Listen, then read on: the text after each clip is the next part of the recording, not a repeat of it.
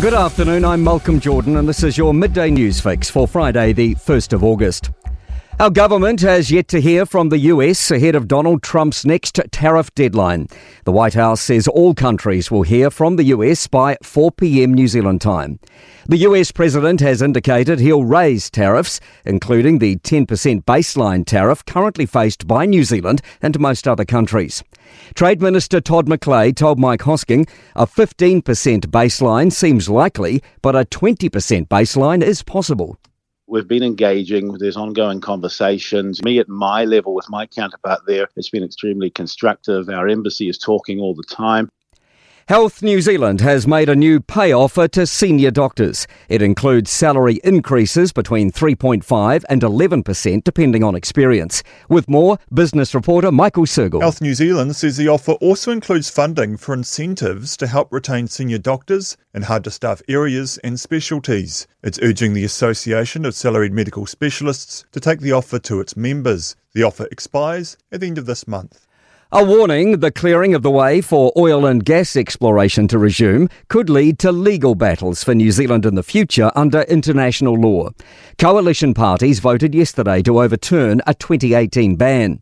Waikato University Associate Law Professor Nathan Cooper says the International Court of Justice issued an advisory opinion on government's legal obligations on minimising climate change. Certainly hasn't had time to form the basis of any legal action yet, but in principle, another state could start proceedings against the government, alleging this government is not doing enough. News of a man's death at a motel in Westport's Main Street is rippling through the community. A homicide investigation's underway after police found a man critically injured from an altercation on Palmerston Street yesterday afternoon. The victim later died in Greymouth Hospital. A 35-year-old man was arrested and charged with wounding with intent to injure.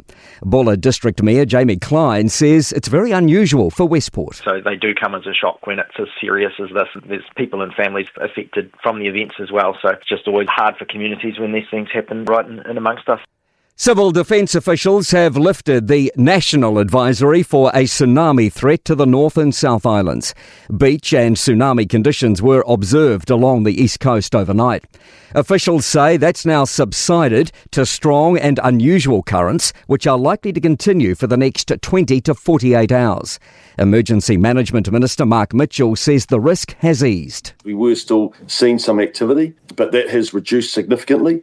The National Advisory for a beach and marine threat remains in place for the Chatham Islands until further notice.